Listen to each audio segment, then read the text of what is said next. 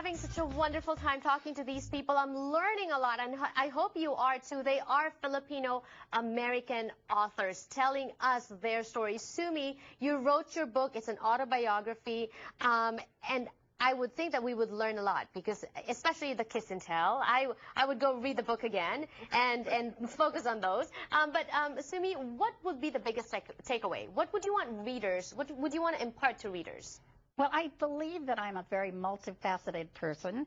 There's scandal, there's union, there's fights, there are 3 husbands, there's 2 kids, and lovers, and the union politics. Did the lovers get mad at you after you wrote about them? Did you have to? Actually, I'm still friends with most of them. Okay, good. And did you write about all of them? Not all of them. And that will be for the second. Name names. Oh, okay, okay. So, well, thank you so much for being so candid. Oh, thank you for joining us today. And Leslie, the biggest takeaway is for anybody can read my book. They don't have to be Filipino or Irish. And they don't have to be kids, even if it's a children's book. Exactly. Yes. And it teaches the kids to discover where your ancestors came from, and cherish your ancestry and your heritage, and learn more about it. I mean, it's just such a great way to open up a conversation that, oh, I'm this and this, yes. and then.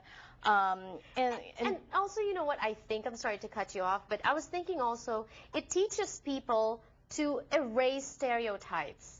Yes. So you're Irish, you're supposed to look like this. You're Filipino, you're supposed to look like this. It doesn't happen that way. Can you imagine the looks when I say I'm Leslie Ryan? Right, the looks on their faces? Yes, yeah, right, yeah. right, I'm right. like, I'm Black Irish, you know?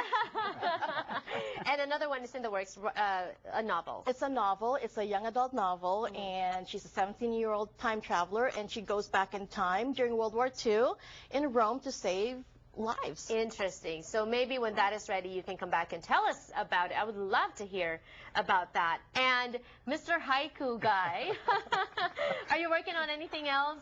Yes, my 3rd book that's coming up is called Prince of the Plantation, and it's about growing up in the sugar plantation in Wailua.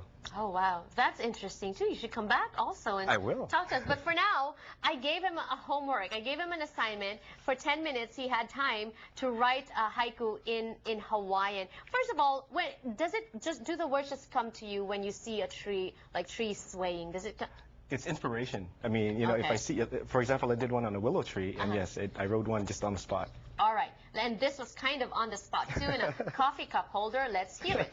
All right, so this one's a mix of Hawaiian and English. So it's smiles of aloha, o kahoni honi mi, o kapu'u vai.